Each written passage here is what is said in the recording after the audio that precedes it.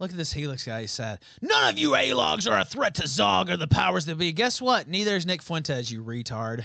You dumb faggot. Yeah, neither is Nick Fuentes at all. He's a patsy for Zog, if you want to know the truth. So that's just retarded, and you're retarded. He's a fucking patsy for Zog. He's probably on the fucking payroll with the dumbass shit he says every fucking day. A threat to Zog. Shut up, you fucking retard. Yeah, he's a huge threat to Zog. You dumb fuck. Should have been aborted at birth. Jesus Christ. What a threat to Zog. Yeah, of course he is. Of course he is. John Riff sent this in. By the way, we do have Czechia as well. Some people don't want to use Power Chat. We have Czechia.com/Killstream/pay-me. We have Rumble Rants, Cash App, $ Sunset Squad. Somebody sent something in there earlier, dumbass. Ooh, I'll check that again in a minute. What else? Killstream.live/Inchbreed, which I need to check. And then, I don't know, there's something else I forgot too. Whatever. There's a ton of different ways to support the show. Okay, let me pull this up. Wurzelroot versus Ali Alexander. I'm trying to catch up on these. If you want to send in one that gets played, for sure, do it right now. And I'll still play it. You have to rape me instead. Stop raping that child. Rape me instead. Stream last night. Okay. Guys, okay. I do. Hold. He's like, you need to show more. Josh Moon with kind of, or basically, to the Fuck Cozy Festival. How you doing, sir? I'm doing pretty good. How are you doing? I'm doing good. So how's the last month? Last time we talked, of course, I think it was the day after or the day of, right when I got back from Florida, from all the drama. So have you been following any of this stuff, or what are your thoughts on what's transpired the last month? It's pretty shocking, like how fast I think things have fallen apart even further. Because Fuentes was already kind of like in a trough, like as far as like his career goes, and it's kind of surprising to see that. That's something he considered sort of like I think he already considered you like a write-off for months, and then you drop out, and it gets a lot worse for him very quickly, and that's pretty impressive. Well, yeah, and I think that me dropping out and then some of his other people going against him kind of opened the floodgates a little bit. He's still around, but he's been catching a lot of heat from all corners, and people really digging in on him. I don't really see it getting any better. Do you see him being able to, his play now is to, I guess, try to mainstream himself or, get on these shows like Fresh and Fit and Valuetainment and all that. Do you see any upward trajectory for him there? Hard to say because shit happens, and sometimes people get a lucky break. He could get a lucky break with one of these shows that he's trying to get appearances on. It's just a question of how that converts for his existing audience and what he's trying to do. Because if he's just trying to make money to get by, like he just wants to be a professional streamer giving, like lukewarm takes on shit, he probably can accomplish that and be okay. But as far as being like the Nick Fuentes that people actually know him as right now, it's a little bit early, but that's probably toast. That's probably done in. I don't think he can recover his image with the audience that he was trying to cultivate in the past. Yeah, and I agree with you. If he just, wants to be a streamer, I think he probably, would be able to keep enough support to do that. He still makes money and all that. But as far as being like an actual political figure or in politics, or you know how the Groypers talk, they think this guy's going to be president and all this wild shit. I don't really see any future in that. Do you think there's any chance of him breaking out politically? No.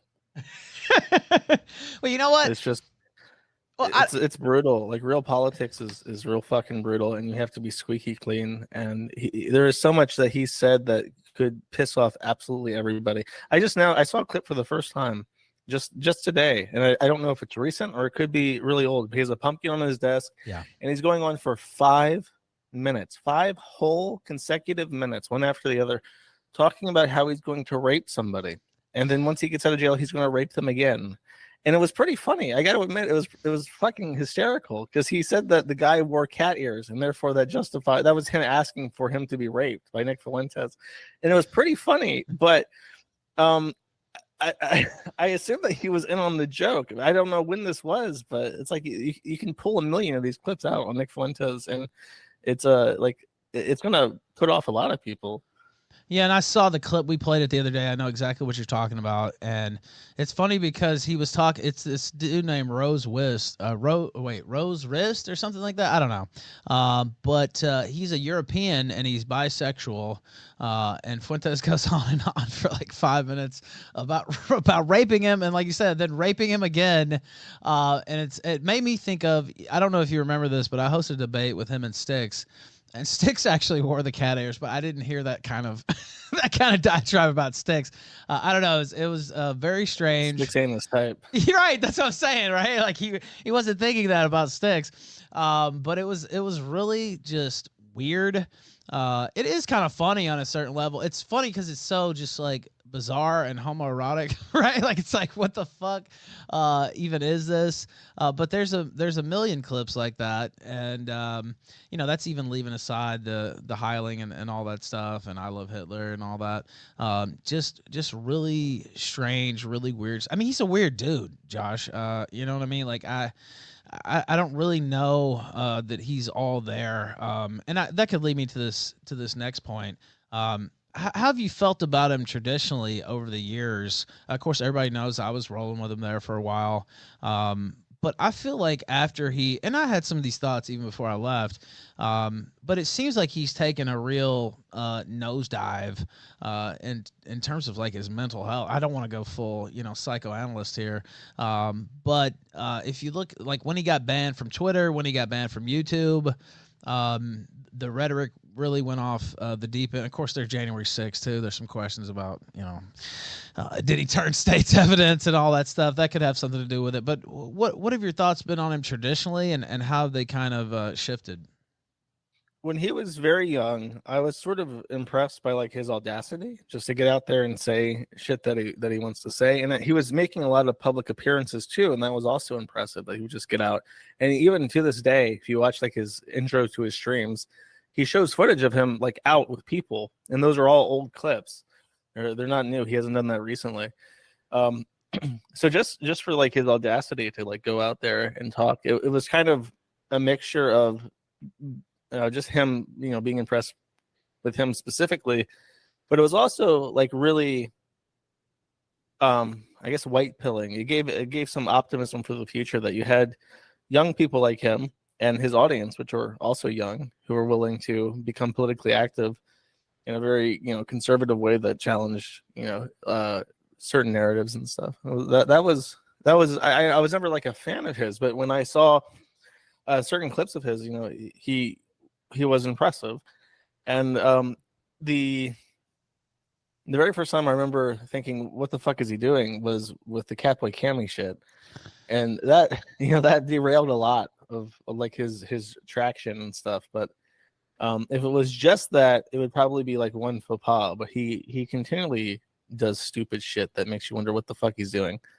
And then I think everything really fell apart after January 6th, because not only did he not really accomplish anything, but he abandoned a lot of his own audience. I've gotten emails from people who have served time in federal prison who are registered felons now because they attended Nick Fuentes' rally and did what he asked them to do, while Nick Fuentes himself fucked off and disappeared. So for that reason, I have an incredible contempt for Nick Fuentes. And then everything he's done since January 6th has been pitiful. He just does his streams. He doesn't leave his fucking house. He doesn't do anything of note. His rallies are unprofessional, is generous. The last rally he didn't have audio for 10 minutes. And then I genuinely believe that even though he had a mic with like a proper cord and everything, that they were recording off the microphone audio on like the laptop on the tech cart that was in the audience. It was just embarrassing.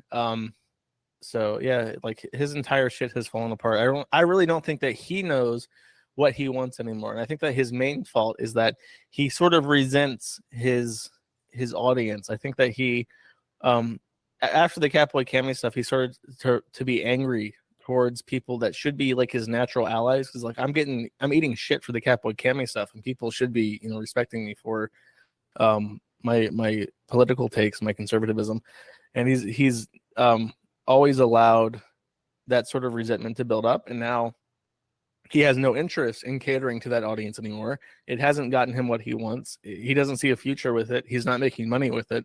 So now he's trying to figure out a way to break off, like you said, mainstream, and sort of reinvent himself as what I don't fucking know. I really don't know what he's trying to do. He's just trying to do something, I think. Yeah, and I agree. And you hit on something. Of course, you hit on a few things. I'm going to circle back around to those eventually. But it's clear, and I've said this on the show many times over the last month, but it's clear that he kind of hates his job, right? And he kind of hates what he's doing. And I know part of it, is I originally thought it was a shtick when he's, being so mean to his super chatters and talking all this shit. But I don't think that anymore. I think he actually has disdain for his supporters. And like you said, he feels like it hasn't got him where it needs to, have taken him. And I don't know. It's just off-putting. Once you see it, you can't really not see it, right? And so I don't really know, if he ever comes out of that, right? Like I don't know. It's just I've had periods, and you probably have too, where maybe things aren't going how you want them to go, or the show's a little, it's a albatross sometimes. But even during those times, I'm always thankful for the support, because it keeps me alive, basically, right? But it seems like he just really has an extreme disdain for his audience. And you mentioned the J6 stuff. I've gotten some communications like that, and I saw Bake post some stuff today. Why do you think he is like that towards his supporters who went to jail on January 6th, when he could easily, he's prodigious in terms of raising money for himself, at least. He could easily do some type of fundraiser for these people. He could easily say, hey, we got to support our guy. I mean, that's what you're supposed to do, right? Support your guys who went to jail. Like that's in any walk of life or any activism, or the mob even, right? They support their people who went to jail. Speculation maybe because he's fed or scared to be associated with that. What do you think the reason is? He doesn't have to explicitly be like an informant that's like barred by some contract with the government to not interfere with like the trial processes for all the people who are being convicted. He could just be genuinely afraid to further meddle in that, because he already feels like the sort of Damocles is hanging over him, so he doesn't want to further entrench himself in the January 6th stuff. He wants to get out of it like as unscathed as possible. That's what I feel. The alternative is also a great, I would say it's like 50-50 in terms of either he is afraid to do it, or he just doesn't care. He doesn't feel any obligation to do it, and he doesn't really give a fuck about what's happened to people who are in jail because of him. It's kind of like he probably feels that way about that Trump quote about what he said about McCain. Someone asked him about McCain, his time in the military and his POW status, and Trump said, I like winners, I don't like losers. And it probably feels that way. I like winners. I don't need losers in jail being my supporters. Yeah, I think, and I knew exactly what quote you're about to bring up too. I don't know. It's just really bizarre, and I think it could be fed, or it could just be fear, but it could also be he just doesn't care about anybody else. And I've kind of seen that streak in him. Like I said, even before I left Cozy, even before all this stuff blew up, the Alex Jones interview, the Ali Alexander stuff, the war on the age of consent, which is just bizarre. And, when Vouch did it, everybody was calling him a pedo. And for good reason, right? Like, that's just a very weird. There's no great movement in the United States for lowering the age of consent, right? Like, this is just a bizarre talking point and sick, really. I think he has a real streak of just not caring about what his commentary does to those around him. And even before, I had the personal issues with him, and then, we went into a lot of other stuff that ended up coming out. I had a thought in my head, and it's like this guy just really doesn't care how his actions affects his allies at all. No, yeah, that's probably a safe bet. As far as like the age of consent, I have a weird feeling that he just really hates women, like as a general like contempt, because he has a sister and his mother, and he never talks about either of them. I just feel like he really just hates women. He could be gay because he could be like in a weird asexualness just because he hates women so much he doesn't want to be around them. It does shine through. Go ahead if you're gonna say something else. No, there wasn't word of that. It's just I really think that his whole thing about age of consent is like he sees sex as purely transactional. He has that motivation to like have a family because that's what you're supposed to do, to have kids because that's what a leader does. Like, a great leader is like Genghis Khan and has a bunch of kids, so he sees himself as like needing to do that, but it's like purely a facetious thing that he wants to do for appearance, if he even does, for appearances. But as far as like, I also have a feeling that he has like an obsession with purity because if he's or bulimic and he has like an eating disorder, there are guys who have like OCD who are like super obsessed with cleanliness. And I don't know if he's one of those hand sanitizer types that washes his hands continuously. I have a feeling that he is. I could be wrong. But he could just be like, I want someone who's like super, super young because then I know that she's like clean. And that's something that he's probably concerned with. And that's just how he comes across. He comes across as like a very neat OCD, hand-wringing gay. Now, I talked about the age of consent thing, and you hit on a little bit there too. What do you think about the snowflake gang, or as they've been dubbed, because they put snowflakes next to their name on Twitter? I think you did a thread on it on Kiwi Farms. What are your thoughts? When I first I was still on Cozy and I heard him saying that stuff about the 16-year-old bride, and I remember going out there and being like, oh, he's joking, like he's kidding, and then there was commentary after that where it's clear like that wasn't really a joke, right? Like it wasn't really a joke, and it was almost a signal to his base. I've come to think, right? And you see these groypers repeating his talking points, and then the basically openly pedophilic ones, posting all this weird shit and talking about they want child sex and all this stuff. Yeah. What do you to be think clear? The snowflake thing, there's a group of like lolicon obsessed people that are explicitly pro Fuentes, explicitly pro America First, and they're extremely easy to find. And you go on Twitter, you find Nick Fuentes' sock account, whatever the fuck he's calling himself today, whatever Apple he's parading around as, and you look at his likes, find some anime avatars, open them up in new tabs. You will almost always like see just lolicon shit and tweets about wanting to fuck 12-year-olds, and it's just explicit on the nose, like these are pedophiles and they're also Nick Fuentes' greatest fans. And I could believe, for something I'd like to mention later on, I could believe that it is like a concerted effort to demonize Nick Fuentes by like maligning him, because you can't control your fans on Twitter. So if he has a bunch of people who are just pretending to be his biggest fan and then act as, as disgusting as possible to make people hate you, you can't really control that. But he has never denounced it. And it's not like it's a subtle thing where it's only a couple people. It's like people with thousands of followers who are highly integrated into the Nick Fuentes circles are the same ones who are posting, drawn child pornography and talking about fucking kids. And it's just, he could easily just say like, don't do that. I don't want these. I don't want to be associated with you. And he doesn't. And then his actual fans would stop following them, and then you wouldn't be able to easily, he could block them so that they don't show up on the likes of his fucking tweets. But it's trivial to find lolicon accounts by looking around Nick Fuentes' engagement. Yeah, it's not hard to find at all. And I'm ashamed to say I didn't really realize. Of course, I know about the Ali Alexander stuff and all that, but I didn't. And some people don't believe me when I say this, but I was kind of adjacent to America First, but I was never like in. You know what I mean? I was in a couple of the groups, but I would rarely talk, and I didn't really. investigate or get to know a lot of people besides like some of his top guys and some of the other streamers and stuff. So I didn't really realize that all this stuff, like you said, it's just out in the open and it's not hidden at all.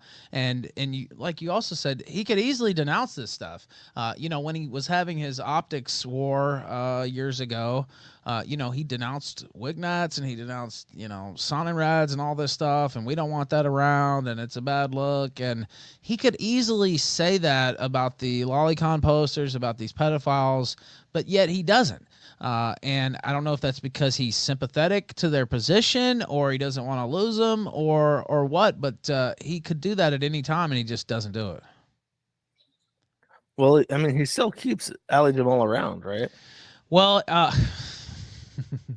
Ali Jamal, Lolly Jamal is what that's one of his nicknames. I thought he was into boys, not. Yeah, well, I don't know. You talking about Ali Alexander? Oh, sorry. Yeah. Well, it's easy to mix the two up. It's so weird how many like brown Muslim men are like in America first named Ali. It's like I don't know if you ever played RuneScape, but there's like a town that's near the starting region, and the joke is that every single person there is named Ali. And it's like that's the fucking America First compound is in this little Arab town in RuneScape because fucking everybody is a Muslim carrying a named Ali. It's really strange, but he does keep Ali Alexander around. Now he's made a couple of nominal distancing statements or whatever, but Ali Alexander's in his ear every day. I talked about this a couple times on the show. I don't remember if I talked about it when we talked, but literally the first person, I'm not kidding, by the way, I'm not making this up, the first person who contacted me after the Florida fire there was Ali Alexander. And he messaged me, and I hadn't talked to him in many months, probably like February or March, even before all the scandal broke with him. And he's like, oh, man, I hope you guys can patch it up, and, you should think about this or that. In my mind, there's just no way he would have done that if he's not still in very close contact with Nick Fuentes. No, there's no chance. Right? It's just too coincidental, and I hadn't talked to him since. What do you think about the Ali Alexander stuff in general? I think that's kind of an albatross that's not really gonna go away with him. I mean, he fucking knew, and everyone knows it. And the crazy thing is that he denies that he knew, right? And then at the same time, he's still around. So if he didn't know then, he knows now, and it doesn't matter. So why should anyone believe him when he says that he didn't know back then? He obviously doesn't care. Right. Yeah, I've said it multiple times. I really feel like the perspective of Nick Fuentes is that he wants to be successful and politically important, and if a few little boys get raped in the process, that's a sacrifice he's willing to make. He couldn't give less of a fuck. Well, Josh, he basically said that. There's a quote from him, and I think it's from DMs or text or something, where he goes, "Oh, well, you try to build something, and you have to work with people like this, and sometimes this kind of thing happens, and it's just like, that's not the response." Yeah, go ahead. If you want to build a sandcastle, sometimes you got to do it on Epstein Island. I don't know. It's really weird. And Alexander, I won't spend too much time on that, but he's still doing things like promoting Cozy. And there's a guy on there named UX. He was promoting his like clothing line or whatever. So he's clearly still deeply involved. If I was Fuentes, I would try to get him to shut the fuck up. But honestly, there's no telling what he has on Nick too. So that could be part of it as well. That Nick's in so deep with Ali Alexander, he really can't. Even if he wanted to, which I don't think he does, but even if he wanted to, this guy's probably got reams and reams of dirt on him going all the way back to Stop the Steal and before. Yeah, it's like that with Milo. It's like, imagine, like, I know you like Milo, but like, there's no way I would trust Milo with anything. Because you just know instinctively that everything that you say to him is not only like stored somewhere on a computer.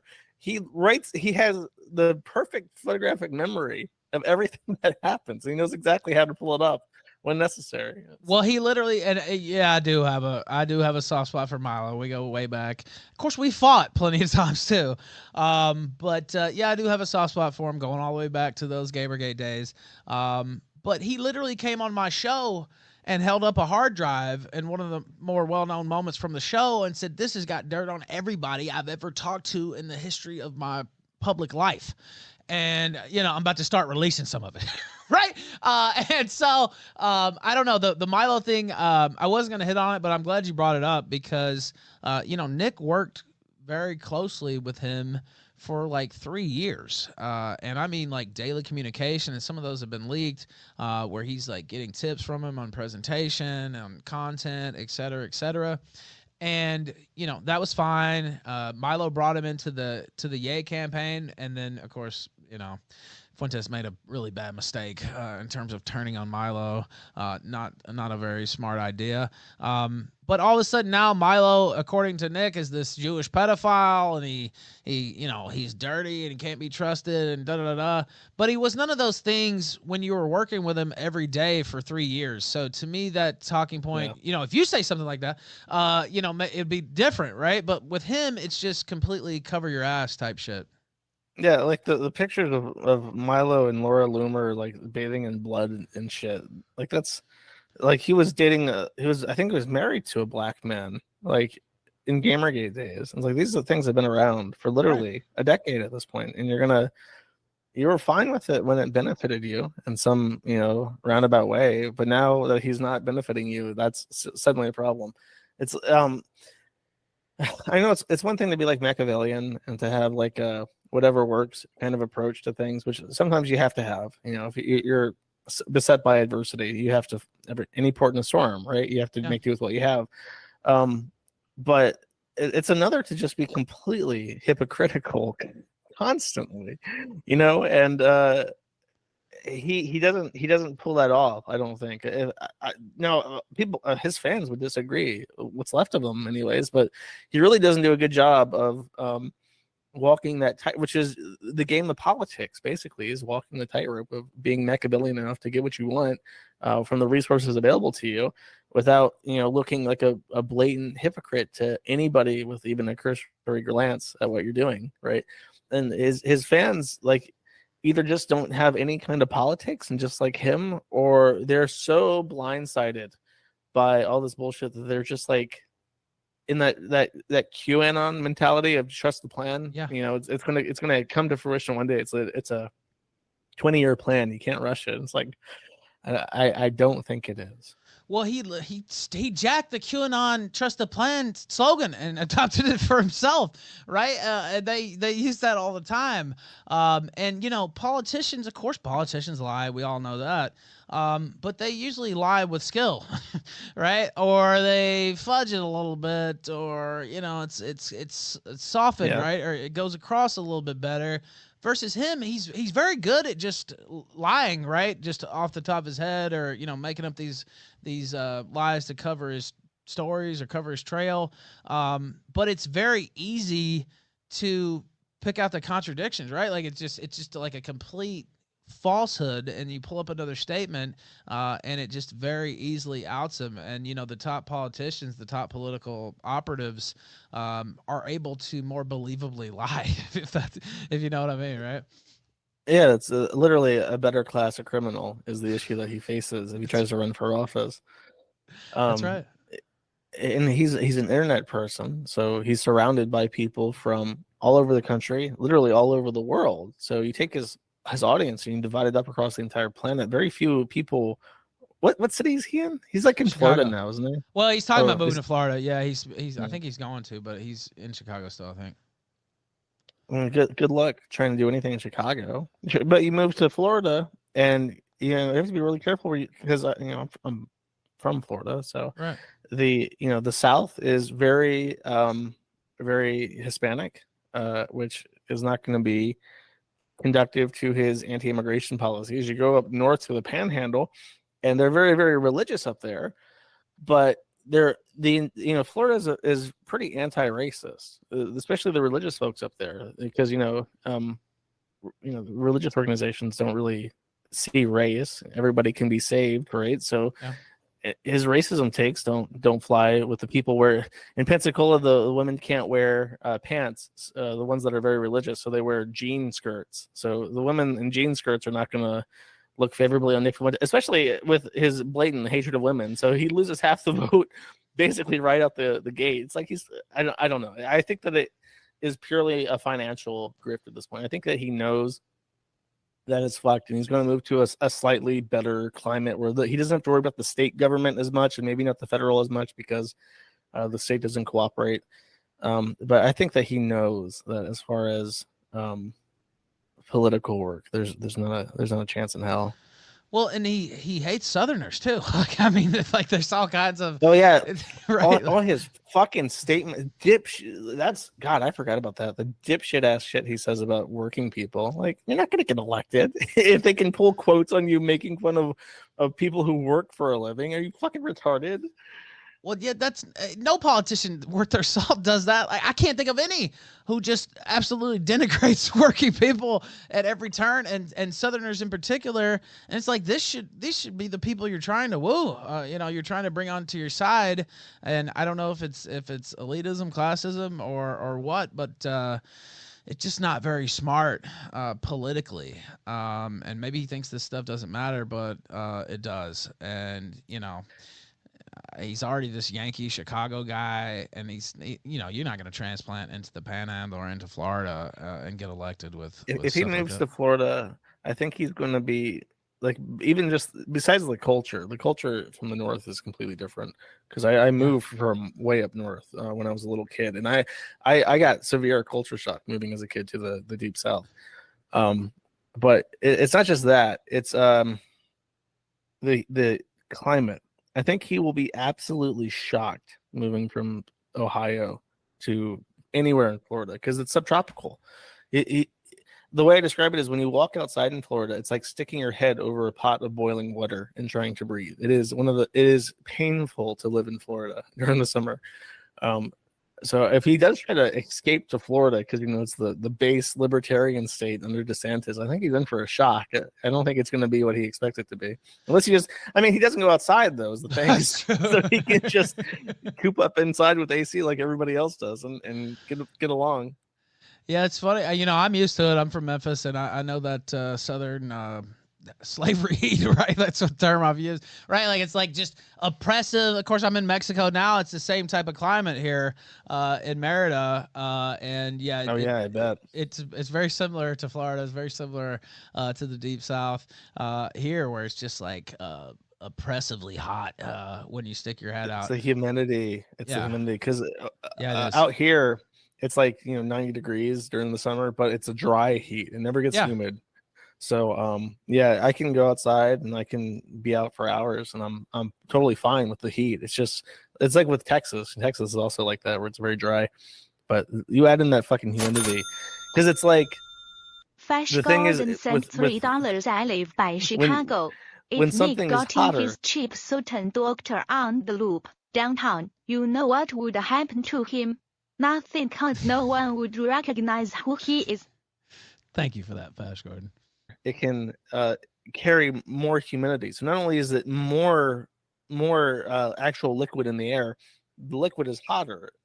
So it's like exponential how fucking miserable the climate is. It is, and I've been to Vegas a few times, obviously, and it never bothers me until it gets to be like 105 or 110. Okay, then it's really hot regardless. But like it can be 95, 99, and it's totally different. Here, if it's 99, you want to like kill yourself, right? The one saving grace being here is that it's so close to the ocean, so there is usually a breeze going. But it's just. Oh yeah, we're gonna get more white boy summer. We're gonna go swimming. Yes. All right, now let me ask you. Of course, I want to hit on a couple other things too, but let's go through some of this other stuff. What about the Yay Association? Do you think that was an ill-fated turn there, or how do you think that that's affected him? I personally think that took a lot of wind out of his sails. At first, of course, it helped, but he was only with them a short time, and then he took this time off, and he's lying about his association, and he's not really with the campaign, but he's lying to his people. I think that it was kind of an emperor has no clothes moment for a lot of people. Now, he still has supporters, but I've seen anecdotal evidence and people just flat out telling me this, that they were disillusioned by that association, and he tried to like change. There's a clip where he's just like, oh, we can't be anti-immigration anymore and this and that. Of course, he tries to whitewash all that, but he was ready to just change it all or change whatever he needed to be this yay spokesman. What do you think about that whole thing? I think that now that you've said this, it clarifies a thought that I had really refined in my head. But I think that the way to sum up his shift in politics is that he is becoming further from a true like conservative person to being strictly religious. And I think he wants to get on like a sort of religious grift explicitly, because as I mentioned with Florida and the religious people there, is that they're very anti-racist because there's nothing in the Bible about race. Theoretically, Jesus would save everyone, right? So it's hard to, from a biblical standpoint, it's very hard to justify any kind of immigration policies or racist discriminatory policies. So it makes sense from a purely religious standpoint for Nick Fuentes that he would drop these things to pursue a religious grift more explicitly, especially if he has a foot in the door with someone like Kanye West, who is religious and who also has a massive platform and a lot going for him that he could enrich himself from. So I think that with the Kanye stuff, the reason why he changed his opinion on a lot of stuff is because he wanted to pursue a more religious ideology for his movement, or for his job, his campaign, his financial interests. And I think that what was really weird about the Kanye stuff is I remember in the weeks and months leading up to it, he was wearing that stupid ass fucking jacket, yes, which is the dumbest looking thing I've ever seen. And he was listening to the Kanye music and doing the thing where he had like his like when the Jaden breakup happened, he was just sitting there in the dark with his glasses on and the Kanye music playing. I'm just like, what the fuck are you doing, bro? And after this kind of like idol worship of Kanye West for weeks and weeks, he gets his foot in the door. It's like when this happened, I actually got salty. I'm like, this guy is such a fucking retard. He's going to get into the door with Kanye West and make all this money from this guy, and he's not. He's a retard. And then of course it falls apart, which was gratifying to see because I was a little bit irritated to see a good thing happen to somebody who's such an asshole. And I think from that it did. I think that it's sort of like he really, really wanted this thing. He wanted to be in with Kanye so bad. He dressed up like a parody of him and worshipped him for weeks. And then he got it. He was on Alex Jones with Kanye West. He was flying around with Kanye West all over the country. And then he lost it. He got outmaneuvered by fucking Milo Yiannopoulos and he lost it. It's like, that would be so crushing to anybody. Well, yeah. And, the whole Jaden thing, that was, if you go back and look at some of that stuff, and I want to hit on the coat too. But if you go back and look at some of that stuff, there were some really bizarre reactions around that where, to me, it's clear he had, some type of homosexual feelings toward Jaden, honestly. And there's clips with the dumper wars and all this stuff. If you go back and watch that, Jaden's like clearly uncomfortable with what this guy's saying, and he's trying to brush it off, and he throws a few barbs back at him. But Nick is basically like sexually harassing him. And then when the breakup happened, he does that really weird stream where he's just sitting there in silence with the big shade. It's not that I'm against the big shades, but he's got the big coat on and he's just sitting there. That was bizarre. But there's other comments where he's like, yeah, I would forgive Jaden, and, if only he did this, and I still love him. And like, I don't know, just it would be like, you broke up with your girlfriend or your wife, for example, right? Like it's like just very strange, his behavior in that period. And it might be worth me going back and pulling some of this stuff now that I think about it, but it was just really bizarre. Yeah, that could be true. I'll give him the benefit of the doubt with Jaden and say that if that was like his real friend and they were friends for a long time from the beginning, and that was just like the one guy he felt he could trust, and then he randomly got shit on by Jaden, I can imagine that he was probably a little bit fucked up over that, even if it was, completely whatever. Well, it wasn't random though. And he had kind of sent his people out. He does this often, where he doesn't actually want to get his hands dirty. So he has his minions go out there, or he signals in his group chats, and then, Beardson's attacking them, or the Sussy Squad, and all these people. So there was kind of like a Cold War as far as he was concerned, but he had his people attacking Jaden for months, and he's done that with others. He did that with Baked Alaska. It was happening with me, and why was he doing that though? Well, I don't, I guess they had a bit of a falling out behind the scenes or whatever. And, rather than just come out, and finally he did say something like that, but. Oh, I remember Jaden had a girlfriend and he was trying to move out or something. Right. Well, yeah, it used to be that Jaden was this pussy hound and couldn't be trusted because he was obsessed with pussy. And then all of a sudden it became, Jaden tried to kiss me, which he never said until like a month ago on Leafy Stream. I'd never heard that before in my life. And to me, that's another one of those just fabrications that he made up. But he does this constantly where he sends out these, minions of his to attack people. He did it to Babe, did it to me. Now, I'd seen it so many times that I was like, okay, I know how this is going to go. And so I did my own thing. But it's like he's, oddly enough, he came up as Nick the Knife and, all this stuff, but it's like he's afraid of direct conflict with allies or people who were formerly allies. And so he sends out these people who are usually kind of inept, really. They just kind of rely on swarming tactics and, mogging people on Twitter with tweet after tweet and stuff like that. And if you've been around for a while, like I have, I've had that happen before, right?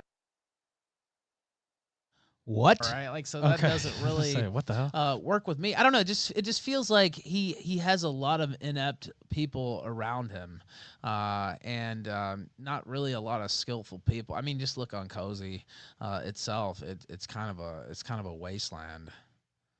Yeah, well, I mean that was the big thing that happened when you left is that the continuous content on the platform. And I really underestimated how much Cozy would lose by not having you streaming as much as you did, because now there's like, if you go to Cozy and your one guy is not on, you don't really have much of an option in terms of what Juice you want to see, because there's only a couple of people left. Thank you. Especially after you left, a lot of other people also followed suit. So it's basically starved.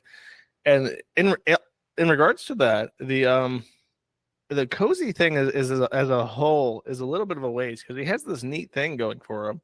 And in this era of deplatforming where people are trying to do, alt tech and stuff, he decides to just like leave it as is, not pursue it, not develop it, not license it out, not try to actually build like a real foundation for him to build, positive conductive business with other people in the sphere. He just has this thing and he's happy with it because he gets to use it, and that's it. He doesn't really have any further ambitions with it. Well, and I remember, I was on Cozy for a while, and I remember when I first came there, I was like, this is pretty promising, right? Pretty smooth site and works pretty well, right? And it's closed, which is a detriment in a certain way, but also, it means that it's usually steady, right? Because there's not a ton of people on there sucking up all the bandwidth, etc. But it's kind of just stayed in that state the whole entire time, right? Like he's never added super chats. He never, like really changed the makeup of the site in any way, and it's it's just kind of like he's rested on his laurels there, and I don't really see that going anywhere. And to be truthful, I knew it would have an impact leaving, but it really just completely decimated that site. I guess I didn't realize how much work I was putting in there, but it really did, especially during the day, but even at night, like there's been a permanent. Now he still gets his viewers, I don't know if that number's legit, but it did take a lot away from the site. Where do you see Cozy going? I know it's the Fuck Cozy Festival, so I should address that a little bit. Where do you see it going from here? I don't know, how much he really wants to put into this in terms of money. The platform itself is fucked because you have Rumble now. It's obsolete. Yep. Rumble is what Cozy could have been if he was competent.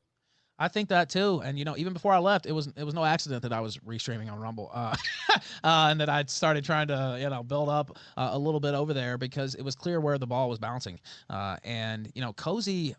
It's shocking to me, and I guess I just didn't want to see it, Josh. But a lot of people came back to my show and said that I just wouldn't watch you over there. First off, some of them didn't like me, supporting Fuentes and being his attack dog or whatever. But a lot of people were, maybe even more, just said I don't want to go to Cozy, and I just wouldn't watch stuff over there. And then when you see these other platforms breaking out, specifically Rumble, which is my favorite one, but Kick and other options, it's just really not viable long term. I don't think. And now you even have Beardson and people like that trying to Dalton trying to stream on Rumble, and they wouldn't be doing that if they didn't see some things as well. Yeah, no, I agree. It's an alienating, like he has negative benefit to the people around him at this point. Now, as a platform. Yeah, no, I just don't see I don't see it lasting really. Now let's wrap up the Fuentes part with this point. Today is his birthday, August the 18th. He turns 25 years old today. Now, how much of his rise, and you talked about it a little bit earlier. Is that why you picked today? Yeah, it is. I didn't know that. Yeah, it is. Yeah, that was an old Ralph move there. Yeah, I picked today for a reason. But he turns 25 today, and you talked about earlier it was a white pill to see this young guy out there, kid in a lot of ways, 18, 19, and he was pretty. He started at 17, didn't he? Yeah, he started even younger than that. But when he really broke out, like 18, 19. But he's not 18 or 19 anymore, and I think that a lot of his early success was based on his youth, right, and his potential. And he's still young, 25. Yeah, that's fair. But the bloom's kind of off the rose, right? It's like, okay, when you're 19, it's one thing, but when you're 25 and it's still kind of the same guy, worse in most ways. I think that that his age is starting to work against him the older he gets. Yeah, that's a very fair assessment because, when someone's young, they can be a bit of a firebrand and they can sort of just aimlessly test the boundaries of certain things, as they kind of explore the world around them. That's extremely natural. But you would hope by mid-20s, early 30s that someone knows the boundaries, knows the things about the world that they don't like, and is developing a plan to change them. And like for myself, because I started hosting my forum and stuff at like 20, I hope that if people knew me for the entire 10 years that I've been doing my thing, that people would see that kind of growth in character development as well. Because now I see the issues around me, and I have ideas of how I want to change them, and I feel like I can change them because I know that I want the United States to be a better place for any family, any kids than what it is right now. I bring that up not to to my own horn. I just want to say that's sort of what people, I think, even if people don't think that actively, passively, when you look at somebody growing up, you have these expectations for their development, even if you're not really aware of it. And yeah, it's very different looking at Nick Fuentes right now on Cozy, kind of just sitting there cross and upset and grumbling at his super chats with no enthusiasm or mirth or anything, versus the young Nick Fuentes actively marching around with a megaphone trying to cultivate an audience. It's night and day, and you're looking at him and you're kind of thinking well, what the fuck are you doing? What's your plan? Where are you going? What do you want to do? And I feel like I have a worse understanding of what 25-year-old Nick Fuentes wants out of his life and what he wants to do and what his goals are than I did of 18-year-old Nick Fuentes. You know what I mean? It feels like he's gone in 7 years, he's gone backwards in terms of actually knowing what the fuck he wants, and that's not good. That's a little bit pitiable. I couldn't agree more. And he's gotten some tough knocks in the press or whatever, and got kicked off YouTube, and there's been some downturns obviously the last year or two. But overall, I mean, he's made a lot of money. He's pretty well known. He's got a show where he's supported very well. Just what exactly does he have to be so fucking bitter about, really? You know what I mean, right? Like, I just see this guy, and he's just always just really kind of, like I said, disdainful of his audience, and clearly kind of phoning it in now compared to what he used to be. And I just don't quite understand why he's like this, right? It's like, and you're 25, right? Like, yeah. you're middle of your 20s. You should be having all this fun. You're well known, and you're known for some weird shit too. But like, I don't know. It just baffles me. And I know you've been through, and we're gonna change the conversation here into that in a minute. But you've been through harder knocks than he has, and you still keep a pretty positive, I would say, sunny usually demeanor, versus this guy who is just completely, I don't know, blue all the time, right? Yeah, well, I don't think I've ever shot myself in the foot as hard as Fuentes. true. There's things that I've done that have really fucked up and harmed my outlook. But Well, I just mean like in terms of censorship and in terms of getting kicked off places and Cloudflare and all Yeah. this stuff. You know, you've went oh through more fuck, I would than love to have like a cozy setup where I can just like not have to worry about shit. That would be great. Yeah, I mean, do you know how much he makes per year? I would say at least $250,000, right? Really? That's crazy. I would say that, yeah. Knowing what I've made a couple of these years and seeing his support, I would say it's at least $250,000, yeah. You know what? I hope he does go to Florida then. I hope that he takes the money, he goes to Florida, he actually buys like land and real estate and maybe like sets up people that he's friends with. If he does that and actually like reinvest this into building something with his his centurions, I don't know what you would call them, the most loyal groypers, I think that would actually benefit him. I do. In his mentality, his outlook, his like general attitude, because I feel like he is extremely lonely. I think that's probably what his issue is that he's just utterly isolated from everybody.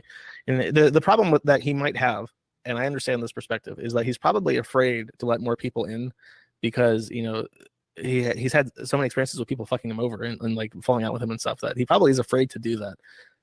But yeah, if he is making that much, he needs to seriously actually reinvest that into his own life, because I have no idea. McDonald's and DoorDash, I know it's expensive in the US right now to eat, but it can't be that much. Well, and you hit on it there. I've been like that too, and I've been taking a concerted effort to break out of that. In 2018 we had everybody on, 2019 even, and it was a different atmosphere. And then you kind of get to where you want to be or close to where you want to be, and you're known and you're killing it in a lot of ways. But you start taking the attacks, right? And there's people nipping at your heels and this and that. And at first you're just stomping these people out, right? And it's just like, fuck this guy, I'll crush him, whatever. And you're going at all these people, but it starts building up and you start isolating yourself. And 2 or 3 years down the line, you're completely siloed off, and the whole tenor of what you're doing has completely changed. So I get it, but that's not the way to live. And you also said he could bring some, invest in some properties and bring some of his people in. He could do that, and he could change, all this stuff we talked about, and I'm going to keep going at him, obviously. But if he came out and made all these changes and said, you know what, I'm getting rid of the pedophiles, you know what, I'm doing this, I'm going to be more true to myself, I'm going to be, happier, and I'm going to, make these changes. I mean, you wouldn't have as much to go at, right? Like, even me, or even his other critics have to say, well, he's made some changes, right? So I mean, like you right now, you're doing great. So it's hard to say, too much negative about you in the last few weeks. Well, thank you. If he could make the same kind of realignments, and if I'm being completely serious. He's probably going to listen to the stream, I imagine. Oh yeah. So here's some advice. If the Groiper Centurion is listening, you may also pass this along. Here's what he's got to do. Number one, get rid of the fucking weirdos on Twitter that are open pedophiles. Figure out some way to completely isolate them from your group. Number two, move to Florida. It's a nice place. Number three, actually buy a property there. If you're making that much money, you should be building some equity in your life. You shouldn't just be squandering on Taco Bell or whatever the fuck. Number three, I think it would actually benefit him to if you were to bring people in, just bring people in and set up like a live streaming thing. Like you could probably like right now, there are people in Florida right now who are streaming, who are in the entertainment sphere, who would love to interact probably with Nick Fuentes, and they're all right next to each other. It's like the LA of like conservatives. You're only a couple hours away from somebody else's studio. So yeah, but I mean the issue is that. Yeah, like really just set that up, and I think that his attitude will adjust, and I think that you're out doing shit and you have friends for the first time. I'm sure that he'll feel better and he'll start acting more reasonably. Though he has an issue where he hates his fans. I didn't even mention this, but there was that picture of like the fans that he posted that was like, I think was that that met was up with you. That was at Ali Jamal's castle, well, his family's castle, there in Texas, and it was Beardson and Wurzelsroot were sitting next to me. I think Ali Jamal was there too, and he said, if you're not hot AF, which is hot as fuck, is what that stands for, not America First in this situation. If you're not hot AF, don't be out in public. Don't show your face in public. Yeah, it's like, what the fuck? Like, I mean, what? Just hide, like, like they used to hide disabled kids in the attic or something like that, right? Like, it's like, what are you even saying? Like, I don't know. That's something a megalomaniac psycho says. Yeah, you should get the fuck over that, Or I mean, it feels like he doesn't know anyone in his own movement that he would actually trust to come out and do like a like a streaming house with him. So I don't know. He has to get the fuck over it, or he has to make new allies that he actually likes and wants to be seen in public with, because I think I get the sense, and it's hard to say because you never know how somebody actually is just based off their streaming presence. I get the sense that he's extremely isolated, and it's taking a genuine mental toll on him. Yeah, I do too, and I've had it happen to myself, and he's only 25. He could make these changes still. I made a lot of these changes post 35. So it's never too late really, but you have to want it. You have to take a concerted effort, and I don't know if that's going to happen. Now let me ask about you. Let's shift it now. You talked about how you've developed or how you've grown. As you run Kiwi Farms all these years. How do you think you've grown? How would you tell the audience here that you've grown as a person or shifted or not shifted over the years? I would say that over the years I've become much more optimistic, and I was going to mention that in terms of like your attitude towards stuff, you can control your attitude. You can control if you're optimistic or pessimistic. It is a choice. You decide. Flash Gordon sent $3. Disagree. Nick was onto something. Stick Ali Jamal in the cross patient. Feed him a bucket of fish has a week. Ali could be Cozy's sloth. Thank you. By the way, I'll upload this whole thing after I have it on my own, of course. Your happiness is in your gray matter, and you are your gray matter, and you can control it. And you can decide if you're going to sit on stream and fold your arms and be a bitch to everybody who sends you money, or you can be, a little bit more positive about things. It's literally an actual decision that you make, even if you don't realize it, if you're just doing it passively. So I've learned to be more positive and a little bit more in control of my emotions. And I've also learned that there is a thing to be wary of, that oftentimes you feel like you've hit rock bottom, and therefore nothing that you do matters, and you can just do whatever the fuck you want. It doesn't matter because it can't possibly get any worse.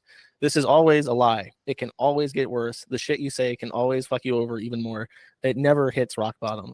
And so I've learned that to stop digging in a lot of situations and stop actively making things worse for myself. That's something else. And then or go ahead, finish your thought, because no, that's it. Continue. No, I was just gonna say, because it's so like that.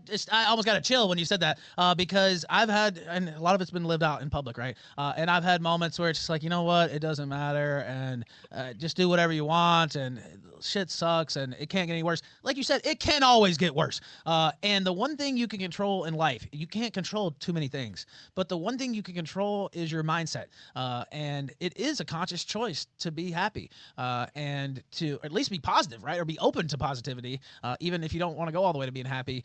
That's the one thing that you can really control in life. And it's so important. I've had, my times where, I just would not be happy, and I should have been happy, right? And I look back now and I'm like, wow, I squandered a lot of time. I squandered a lot of my life in that mindset. Not to get too, not to get too deep there, but it is a real thing. Now let's talk about Kiwi Farms itself. How are things going there? I know a little bit about the stuff with Hurricane. Why don't you talk about it a little bit though, so people actually understand? So I at some point I decided that it would be best if I opened my own ISP, which effectively means that I've been granted a AS number, which is just the number of my ISP, and 2 subnets. So you know what an IP address is? That fits into a subnet, which are allocated in blocks. I am allocated a traditional 4-number IPv4 block of like 512 IPs. And then I have an IPv6 block, which if you've never seen an IPv6 address, it's very long. That is because there are trillions and trillions and trillions and trillions and trillions of IPv6 addresses. I have 32 of that. So I have something like quintillions of IPs that I can assign in IPv6. Now, I've been getting blocked by multiple ISPs at a high level, which is unprecedented. There have been issues where big networks will block some networks because there is abusive traffic. Usually the main issue is abusive traffic. You have a compromised device on that network, which is sending outbound connections to other servers to try and exploit them, either trying to do automated hacking or through known exploits, or spam mail is another one. Stuff like that. That's pretty common. As far as there's a website and it's offensive, and therefore we are going to block this IP address from our network, that's much rarer, especially at the very high levels. So what has happened is as I've kind of tried to find ways around this, I've made a lot of friends in the industry, and they help me out every so often. And we had a new data center get set up, or a new presence in a data center in Washington get set up with some companies that I'm friendly with. And they announced my IP addresses, and within 2 days, Hurricane Electric blocked them, which is significant because Hurricane Electric is, I think, the largest ISP in the world. It's up there. Hurricane Electric has points of presence across the entire world. They own miles and miles and miles of fiber optic cable. It's an enormous, massive company. And for one of the largest ISPs in the entire world to decide that this small ISP doesn't get to exist anymore, I think it's actually the first time that's ever happened, because what they did is they blocked my entire IPv6 address, and I did the math, and I have enough IPv6 addresses where I could assign every gram of mass in the earth 16 addresses each, and they have blocked every single one of them because it's assigned to me, and I host the Kiwi Farms, and that is the first time in history I think that's ever happened at a tier 1 level. Now, so I've read some of your posts on that, and I do know the IP addresses. I know was it IVP6 or whatever, because I had to change my DNS servers the other day because something was fucked up here, and so I had to change it to the Google DNS, and so yeah, I just saw one of those addresses the other day. But I saw you doing a legal challenge there with the Attorney General, and I'll be honest, when I saw you talking about it, I was like, man, I wonder if they'll even like acknowledge this, but they did from what you said. Now, what's the update on that? So what happened is the choice to go to Washington was not random. We deliberately set up shop in Washington because we know that they have net neutrality there. Now, the issue is that Section 230 basically allows a network to block whoever they want and be immune from civil consequences. So what the state of Washington has done is they made criminal consequences for violating net neutrality. The catch is that these charges can only be brought by the Attorney General's office of the state of Washington. So my ISP and their ISP both complained to the Attorney General's office, and in response to that, Hurricane Electric replied with a bunch of nonsense. I think if I remember correctly, the first point of defense was that they didn't block us. They only made it so that you couldn't route traffic through them to me. If theoretically there was another way around them, we could still receive traffic. So therefore it wasn't blocking, which is on its face bullshit. The other issue with that argument is that the law doesn't just say blocking. There's actually a second paragraph that says if you there's specific language. It's like if you degrade the quality of a connection, if you do anything that reduces your connectivity to a different, deliberately reduce connectivity to a specific service, that's lawful. That's also a part of this law. So it doesn't even matter. They've reduced degraded the quality of the connections by 100%. So even if it's not technically blocking by whatever legal definition, it has definitely impacted the performance of the website to the tune of, again, 100%. So they're wrong there. And then there was some other shit, but it was a very exceedingly weak defense. And I was actually shocked by how weak it seemed on its face. So I had my lawyer, who very serendipitously, my attorney who represented me in Virginia, is also licensed in Washington. Wow. So I stuck with him, and he's filed a complaint on my behalf with proper legal letterhead and stuff. And I'm again awaiting a response from Hurricane Electric on that. And if they respond with the exact same defense, well, we're going to contest that. And if for whatever reason people are saying it's Washington State, don't even bother because the politicians there don't give a shit and they're not going to do anything for the Kiwi Farms, there is still recourse for this. In Washington State and pretty much everywhere in the U.S., there's a legal maneuver called a memandus, which is Latin for "it is so ordered," and you can sue the government and say that they're not actually doing their job, and they should be compelled under the equity of law that is afforded to us by the Constitution to enforce this law that's on the books. So you can sue the Attorney General and say he should be enforcing this. He's choosing not to because my website is XYZ, even though it's lawful, and therefore I would like him to be compelled by law to force Hurricane Electric to plug us back in. And there are some questions about that, but chances are if it does get to that point, I have a feeling that Hurricane Electric, which is very risk adverse and very lawsuit adverse, will just say, fuck it, and put us back online. And if not, I will continue to just fuck around. I will continue to fuck around forever and ever trying to put the site back up because there's literally 1,000,001 options to do so. And the funny thing is that nothing that I'm doing is like fraudulent. It's not a civil act that I'm causing them damages. It's not a criminal act to fuck around with my networking to find new hosts and stuff. I can do it and my site's not illegal anyway. So I can literally do this forever and ever and ever, and I will continue to until either I find some magic way, a magic bullet to this problem, or the laws will change and the environment will change, and it's not a problem anymore. Things are just over. I'm over the deplatforming era, and the site's still up. So either which way, it's going to happen. Yeah, and I want to say this. First off, I want to apologize to you and to people who are watching because people know the history between us. I think we were cool for a while. We had a falling out, and then all this stuff. And I take responsibility for most of that in terms of not just being mad at you or whatever, not liking this guy for a certain amount of time, but I actually threw in with some really bad people and. Just because they were going against you, right? I'm talking about Keffels and Dong Gong and all these weird. And I didn't really talk to them personally, but I was cheering that on, even though I knew in my heart that actually, and I even saw you say it and people on your site. It's like, what is Ralph doing? This is something that's going to kill him off eventually if these type of tactics succeed. And I knew that too, but I was just so caught up in my own bullshit and my own emotions, acting like a woman really, where it's just whatever hurts this guy I don't like is good. And so I wanted to apologize for that just while it's here and everybody can see it. And that was my mistake. And what do you think though? How much of this, I've seen you talk like this. I mean, you're kind of doing an important thing just in general for the overall health of the internet and freedom of speech and expression on the internet. Do you feel that way? And, you know, it's impressive, really. And even when we were beefing, I remember coming out and saying a couple times, well, you know what, if he gets the site back up now, I'm going to have to tip my cap. Like, you know, it looks like it's over. Like, I can't believe, like, how is this guy doing it? Honestly. And I feel like a lot of people have looked at what you've been able to accomplish almost just in astonishment, right? Because you've had a lot of firepower aimed at you. Yeah, I mean, it seems intimidating, but I like to say that really all you have to tell these people is no. No, I'm not going to do that. No, I don't give a fuck about what you say. I know I'm in the right. I know that I'm legal in what I'm doing, and I don't care. And I don't know. Just know. And the worst they can do is, you know, they can try to get you fired. They can try to take away your shit and stuff. They go after everything they can. But I don't know. I'm not intimidated by any of that. And you know, I really feel it's just a matter of time. I do appreciate the kind words and the apology. However, I have to ask. Sure. Now that you're sober, has your opinion on Keffel's tranny rack changed? What did I say? Queen Keffels or whatever? That was Queen Keffels. That was a joke. Keffels or whatever their name. I did say that. Now I was joking about that, but I was kind of cheering it on, and so I was just going over the top. I was like Queen Keffels or Queen Keffels or whatever. But no, I've never been sexually attracted to that person. But I will say they do have some gigantic titties, which is really weird. So yeah, I mean they do kind of stand out, but no, I've never pulled a Leafy or a Fuentes where I was like attracted to the trap there. But I was in it, you know, I did some fucked up things and cheered that on, even though I knew that was fucked up. And I'd had you on the show. We talked about these sorts of things even back in the day. So I'm aware of how important these issues are.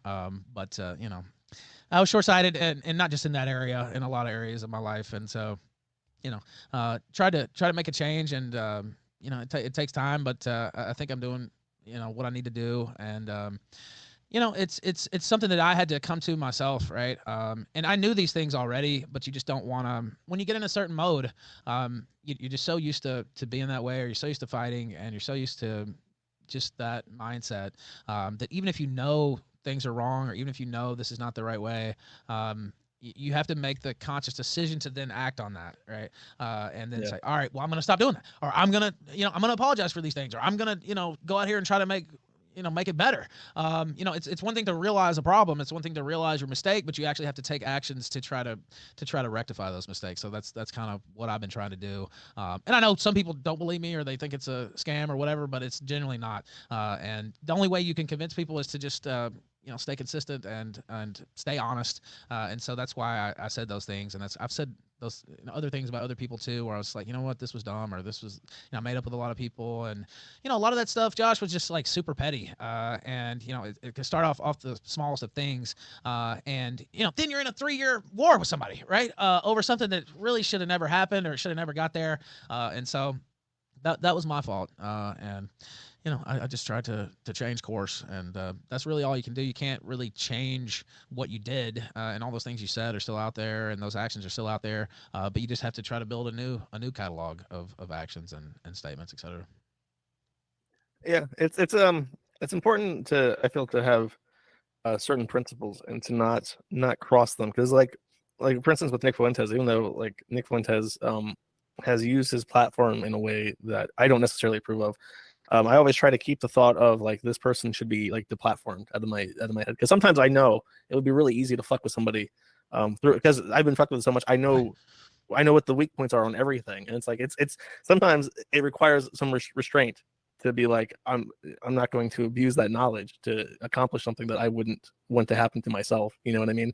So it's definitely important to have principles and to exercise restraint so that you don't do anything that you regret. I think that's true. And once you start bending those principles or breaking those principles, the first time you do it, it's one thing, but it gets easier and easier, like killing somebody. Now, I've not killed somebody, but you hear that you get the taste of blood, or you get the taste of killing. Once you start bending and breaking those principles each time successively, it gets easier and easier. And we talked about Fuentes, and you see it there, but honestly, I live that too, where it's like, you know what, whatever it takes, and I don't care, and if we have to go dirty here, like whatever, just do it.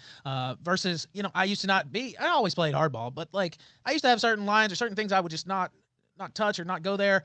but once you start getting on that path, it just gets easier and easier. And it takes a lot of work to get back once you get on that type of path. So yeah, I think that's absolutely true for sure. Yeah, that's part of that mentality of it can't get any worse. It doesn't matter anymore. Right. So Right. Well, yeah, it's exactly right, and that's a nice callback to earlier in the conversation because it is like that, where you're just like, well, it can't get any worse, or whatever. I've already done this and that and the other. Why not do something else? There's already this dirt on my name. Whatever. Just put some more on there. And you think in your head, or you trick yourself into thinking, oh, it doesn't matter. Whatever. They're already saying all this stuff. Who cares? But it just keeps building your grave, like the dirt on your grave, higher and higher. Right. You're just continuing to dig. And so I decided to stop digging, and I'm trying to dig out, I guess you could say, instead of dig deeper. So that's kind of been what I've been doing the last month. And I'm happy that you came on here and talked to me and set aside some time and been very kind and generous. Generous Josh. I think I'll use that one time. Generous Josh, and I appreciate it. Now, what have we not talked about that you wanted to hit on, if there's anything here? just two things that I'm looking at right now that I'm it's kind of one's not new. The other is kind of revelation recently. The first is that I am paying attention to the lawsuit in Texas over their social media neutrality law, because that's sort of a net neutrality law that's going all the way up to the Supreme Court, I think. So I'm holding out some high hopes that Texas is going to be one of the first states that kind of reins in tech companies, because so much tech is moving to Austin right now. That's actually really important that they do so. And the other thing that's kind of a revelation I had recently that is scaring me is that in the last week there were two websites that went down.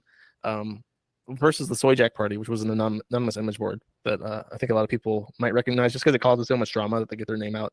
That went down, and then there was a website called Anon Files.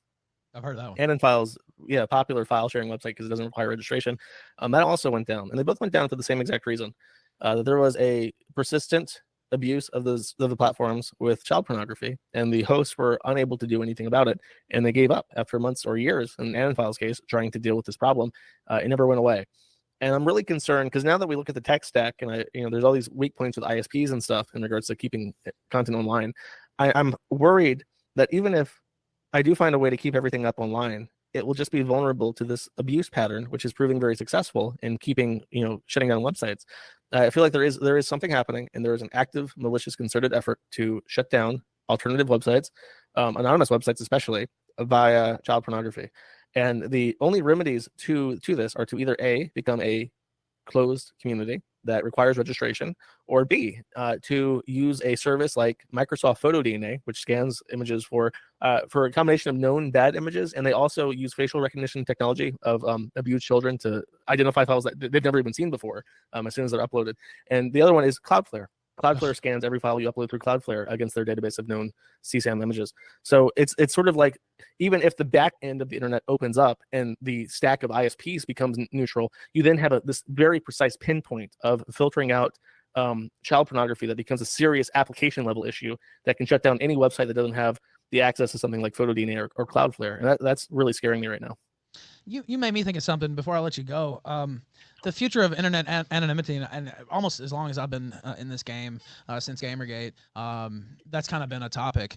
Do you see it holding up? I know there is kind of, I see Jordan Peterson talking about we need to get rid of, anons on Twitter and elsewhere. And if they had their name behind this, they wouldn't say that. And, Elon, I think, is even doing where you submit your ID on Twitter, which I don't even really know why. For the blue check market, yeah. I think he's adding. You saw ID. that, right? Yeah. Mm-hmm. And it's troubling, I would say. And of course, everybody knows who I am. Well, not everybody, but right, I'm a known person. And so, it wouldn't necessarily affect me, but, so much of the content that I've had over the years, or tips, anonymous tips from people, or just the people in my audience, they're based around being anonymous, right? And if that didn't exist, a lot of the stuff that people have enjoyed on my show, and some of the stuff they did enjoy, wouldn't exist either, right? Yeah.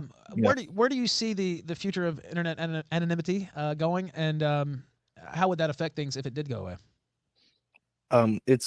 That's a complicated one, because having the stack open is a huge part of it.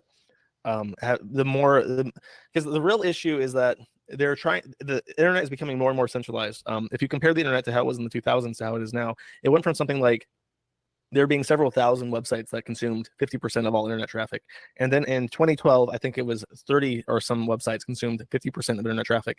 In 2021, I want to say, last time I looked at this, Google.com and YouTube.com together had more traffic than like the next 60 websites combined, and was just an enormous majority of the entire internet. So the internet, despite being bigger and more prevalent than ever before, reaching more countries than ever before, and more people than ever before, is smaller by order of magnitude. And that's making it very easy to control people, control what people think, control what people see, what people say, and how they say it. And anonymity is on the decline. But I remain hopeful that people will fight back against this collectivization of the internet, in part because I think that one thing that a lot of people value that is a common interest in the general public is their privacy and their right to own their own data. And people get pissy about the Kiwi Farms and doxing, but really that dox always comes from whitepages.com, which is an aggregate of marketing data that they buy in bulk. They buy it straight from the DMV in some states. It's kind of a fucked up situation how easy it is to buy and sell every facet of someone's personal information online. And people are pissed about that, which is why you see regulation in the EU to control that. And you might see that in the US at some point as people become more cognizant of what's happening and more upset with it. Yeah, it could go either way. The natural trend of things, because the internet is so big, so powerful, and controls politics and elections now, is that the government will want to control it as tightly as possible, especially with AI and the regulations regarding AI. They want to make sure that nobody does anything that they aren't aware of. Then if you want to make a video of Joe Biden doing something he shouldn't be doing, then that traces back to you, is what they want to make sure. But yeah, it really could go either way. They definitely want it to be gone forever. But there's always the possibility that as the government gets weaker, the economy starts falling apart, people stop trusting the government, that it could fall apart at any second and things become more open again. And you hit on something there. I won't take it too far because I want to wrap it here in a second. But it's a flaw of the United States. Like you said, the DMV selling info, all these docs sites, white pages, right? It's not Kiwi Farms. This info is already out there. Yeah. And you try to dox somebody in the UK. Not that I've ever done that, of course. But if harder. Good luck in Ireland. Good luck in say, Germany. That's just, you can't do it. It's almost impossible. Yeah, it's almost impossible. And across all Europe, but specific countries, it's almost like just you can't do it. Whereas in the USA, everything's for sale. You need a name and a birthday. That's it. You can dox anyone in the United States with a name and a birthday. And that's a major flaw. And I really kind of think that Kiwi Farms being there and having the docs and I guess it's like flashy or certain ways, somebody gets doxed or whatever, but it's actually it's almost like a gray hat service in a certain way, right? Where it's like this is pointing out a major flaw in the U.S. system, right? Like, okay, well, do something and about that's why they don't legislate it, because if they were to actually try to sit down and write, there are some anti-doxing laws, but it's effectively just a form of harassment. You can't harass somebody by posting their information online. However, as far as like general anti-doxing laws, you can't host a website that has this information. They can't do that because it would affect internet marketing. And they will never touch that because Google would slit their fucking throat before they allow them to pass a bill that says that you can't buy and share data like they do. So yeah, that's not happening. Yeah, and they own the politicians. So I'd have to agree with you there, but maybe sometime something changes on that front. Now, let me ask you as we wrap here, not that you need the promo here, you got a giant stream on your own, but where are you streaming these days? Mad at the internet, where do you see the future of that going? But you've been really successful, but where are you streaming these days? I already know, but tell people and talk about that a little bit.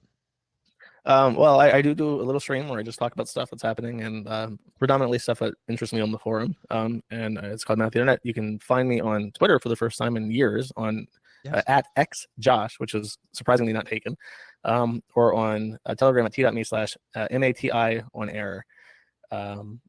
And yeah, I'm really happy with my stream. I'm shocked that it's as popular as it is. I'm really grateful for all the attention and stuff.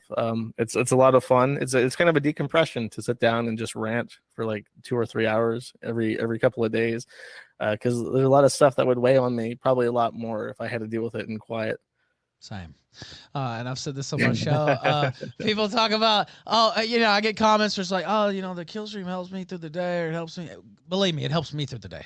And having that outlet and being able to talk to people and get certain things off your chest, although not too much, right? You want to hold back a little bit, but it helps me a lot too. And it's funny because you already had a successful stream, but I feel like, and I don't know if you have the data on this, but we talked about Keffals, however you say that earlier. I feel like their war on you kind of grew that stream exponentially and kind of blew it up even further. Would you feel that way? I have no data on this because I get banned so much. It would be impossible for me to really accurately track my viewers or when things happen. I have no idea. I just start OBS, I press start stream, and then when it's over, it's over, and I don't really think about it. I don't get the benefit of the analytics at this point. Yeah, well, I just feel like that it's kind of had the opposite effect of what these people wanted. You know what I mean? You're still here. Go ahead. That's hard to say. It's I feel like even if I'm not more popular than I was, I think that this attention has solidified this fight as being like a more legitimate thing and something that a lot of people pay a lot. Even if it's not like a broader appeal, I know for a fact that a lot of very important people and a lot of very important organizations watch what's happening with Hurricane Electric very tightly, and they have opinions about it, and they're not developing in favor of cancellation and stuff because the main issue that they have, and final word, but the main issue that they have is that there's never a chance of meeting these people halfway. There's never a part where they just sit down and say, this is the issue. This right here is the problem. If the site didn't do this, it would stay up with no complaints whatsoever. It never comes to that. The issue is that they don't like the people on it. They don't like what they have to say. And anything that they say is the actual issue is dress up in the facade to just get it taken down. There is absolutely no meeting these gender ideologists or whatever the fuck halfway on anything. It's like a fight to the death. They want you fucking gone forever. Generous Josh Moon, the Kiwi Farms Kingpin. Thank you, sir, for taking time to stop by the Fuck Cozy Festival. Thank you. There it is, ladies and gentlemen. I hope you enjoyed that.